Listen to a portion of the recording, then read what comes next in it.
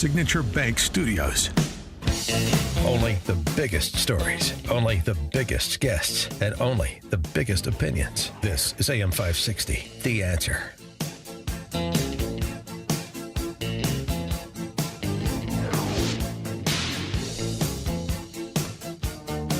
Top of the morning, Dan and Amy. Okay. We have NBC affiliate WPXI in Pittsburgh. Yeah. That Channel 11. Oh, whatever. The exclusively confirming that the shooter in Butler, Pennsylvania on Saturday was spotted by police hanging around the American Glass Research Complex, that building, more than an hour before the assassination attempt. Multiple law enforcement sources described the security operation in detail Tuesday, directly contradicting public statements from Secret Service Director Cheadle.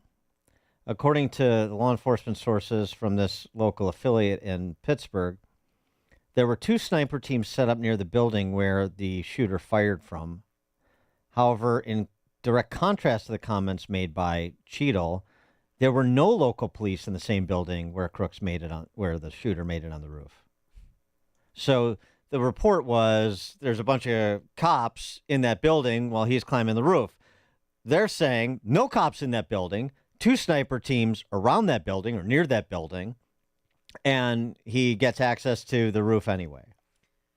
They also obtained, it's just unbelievable. What else? They also obtained exclusive photos showing the cell phone and some sort of transmitter device found next to the shooter moments after Secret Service shot him and killed him. Who is he transmitting to? Don't know. Is it Gotta a find out what's on his phone. Law enforcement also confirmed that he was spotted by police with a rangefinder. Rangefinder, transmitter.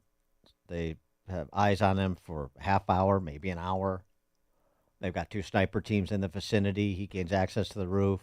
Possible ladder that we know he did buy a ladder at a Air hardware conditioner. store. We don't know. The local cop that climbed up to the roof, did he get a gun in his face and he fell backwards and didn't have an opportunity to stop him? Was he on the roof and he retreated? Conflicting reports on that. The question about personnel changes, if and when President Trump is elected to a second term in November. Boy, DHS, Secret Service, FBI, top of the list, I would suspect. Marc Lauder is a former special assistant to President Trump. He's currently the chief communications officer at the American First Policy Institute. Marc, thanks for joining us. Appreciate it. Good morning. How are you? I don't think you have to be a political savant to say there are leadership changes needed in agencies that have awesome responsibilities for the protection of Americans generally and Americans, including the president specifically. No doubt. And, I think what we have got to get back to is promoting and having people who lead these agencies based on their abilities, based on their experiences, and not based on what boxes they check on some DEI, form. And I want to say very clearly, obviously, I served in the White House. I served with the president and vice president. The men and women of the United States Secret Service will put their lives on the line to protect others, and I honor and respect their service. But at some point, there was a breakdown in this security system that's got to be exposed. I mean, I've seen Secret Service agents who stand out in the rain, in the horrible thunderstorms, in snowstorms, and they don't flinch because it's what they're called to do. To think they can't be on a roof that has a slope. Did you see the roof that the snipers were on? It also had a slope. Yeah. But yet President Trump, lying to us. Well, President Trump, Melania, Eric Trump, yesterday, they're praising the Secret Service for their work in protecting their father, protecting himself. I mean, do you think that stance is going to change once they learn more information? No, absolutely not, because I think the men and women who are out there putting their lives on the line in the uniform, whether it's the United States Secret Service, whether it's the local law enforcement who support these efforts, they're doing the hero's work. but we have to have a plan that works. We have to have a system that works.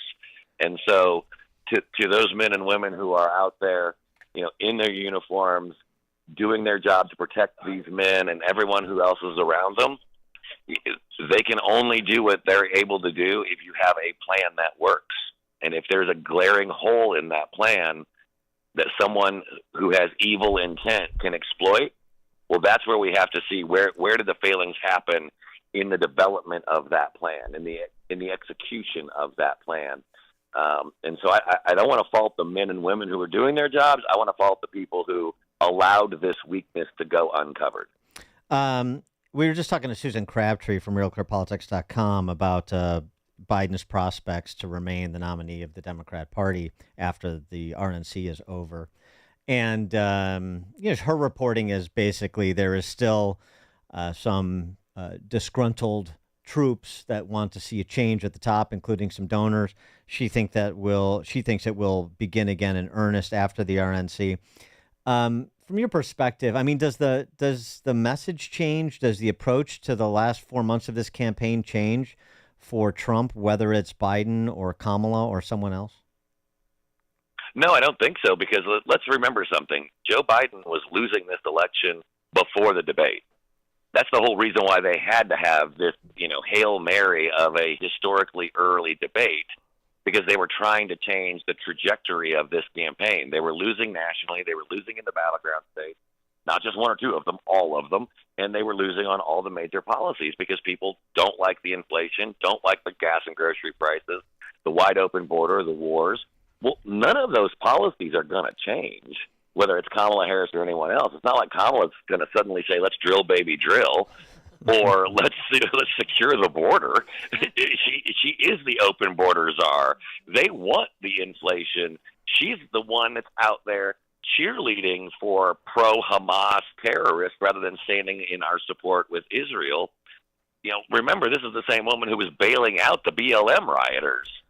Well, I just want to make sure support the police. Yeah, no, I know, I hear you, but I just want to make sure that that you people in positions of calling shots and message crafting and positioning have thought about everything, because it's all hands on deck on the other side. Their best and brightest. Let me give you an example of what I'm talking about, just to make sure. Again, you're not just focused on what Carville is saying, but you're focused on some of the other ideas that are being bandied about on the other side, so that you can be hyper responsive and cut them off at the pass to make sure it doesn't endanger Trump's electoral prospects. So let me just give you an example of what I'm talking about and have you respond to it. Biden needs to upstage Trump after this shooting. Okay, so how's he gonna do that? He has to come out as gay. So if I was his PR team, I would already be planning his coming out party. Everyone in the state, everyone in the crowd, gets poppers. They start playing I'm Coming Out by Diana Ross. He explains to America that he thought he was bisexual, but he realized that he's full-blown gay and that he's strictly men and it's a brat summer and he's gay. Another way he could upstage Trump is that he could get a little teardrop tattoo under his eye. Oh, yeah. Now that's gonna raise some eyebrows. Why did he get that? What's the tea behind that? People are really gonna like speculating, what did he do last summer type of vibe. Next, if I was his PR team, I would already be building him a full body cast. If he only walks, well, he won't be walking because he'll be in a full body cast, but if he only gets rolled around in a full body cast from now on until the election, that's gonna create mass public sympathy. So he's gay with a teardrop tattoo, full body cast. If you have any other suggestions, please leave them in the comments. Well, see, I mean, that's the kind of, so gay, teardrop tattoo, full body cast. Have you thought about that? Well, I mean, I don't think that's probably the winning strategy. But it just shows you, just the level that they have sunk to. I understand. If I was on the other side, God help me, but if I was on the other side, I get it. You can't run on your own record. You can't run on your own policies because the American people have rejected them. And so the only thing you can do is try to attack. The only thing you can do is try to engage in rage and crazy conspiracy theories, because that's all they've got left.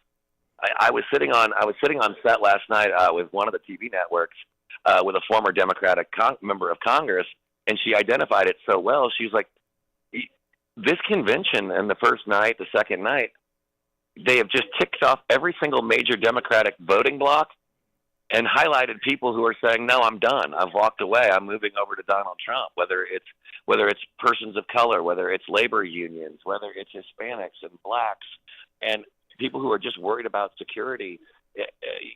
You've got people up there showing this is a new Republican Party, a new America First Party, that the people like what we're actually saying when you take the politics out of it. Now we just have to have them complete the deal. Yeah, it feels electrifying, even though you're sitting at home hundreds of miles away. But on Monday, when President Trump came out, or former President Trump, I mean, it's like he realized the enormity of the moment and what happened to him, that, you know, he shouldn't be here. I thought he had tears in his eyes. I know I was crying, and Don Jr. looked like he was teary-eyed. What kind of changes as a man has he gone through, and what kind of message is he going to deliver on Thursday?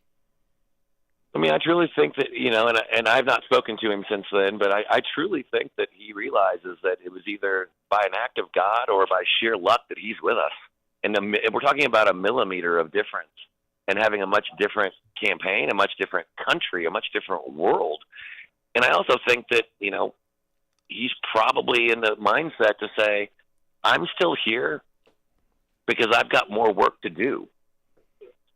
And so I think that's what you're going to see the rest of this entire convention, but also in his speech tomorrow night, is one of the fact that let's drop the partisan labels.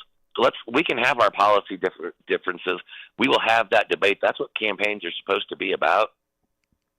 But let's stop thinking that the other side is evil or that the other side is dangerous, because it's dangerous for America when we start viewing our neighbors who might or family members who disagree with us and think we can't still love them or be friends with them because we might disagree on a political campaign.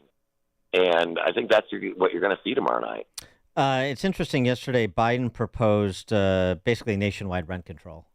It's worked so well in New York. I mean, this is a continued effort to use the federal government to distribute the spoils of war. I mean, this is like, you know, another version of wiping away, socializing people's college loan debt. And so this seems to me, whether it's Biden or, as you said, somebody else, the messages are going to change. So it's going to be the full-on goodie bag. Your rent's too high, we're going to cap it. Your groceries are too high, we're going to go after big grocery. Your college loans, you can't make your college loan payments, we're wiping those away. And then they have no choice to continue the threat to our democracy line of attack. I mean, they're so vested in that, and so is their comm shop, the DC Press Corps. I just don't see how they walk away from that. No, and I think it's really ironic and kind of hilarious that this whole threat to democracy line from them is coming from a party that's now trying to ditch democracy and move Joe Biden off the ticket after he won the delegates. But it's suddenly inconvenient for them. So we have to destroy democracy to save it. Or the same party that is now apparently talking about making changes to the Supreme Court because they don't like it. Term limits. You know, right. Correct. I mean, don't forget, these are the same people who have objected to every election that they have lost since 1988. But they are the so-called defenders of democracy. I mean, it's really a joke.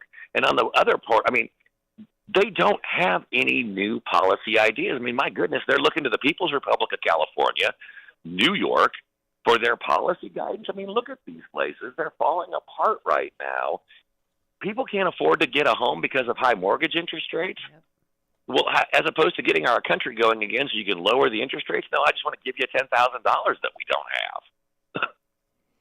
Marc Lotter, former Special Assistant to President Trump, currently Chief Comms Officer at America First Policy Institute. Marc, thanks for joining us. Appreciate it. Thank you. Thank you. And he joined us on our turnkey.pro answer line. It's like a hot, steaming cup of information to start your day. It's Chicago's Morning Answer on AM 560. The Answer. Signature Bank is Chicago's fastest growing independently owned business bank. It's a bank where relationships still matter. Signature Bank knows your name and your story. I'm Dan Proft, and I know this because Signature Bank is my business bank. Hi, I'm Paul Jenkins, owner of Bancroft Architects and Engineers, a service-disabled veteran-owned small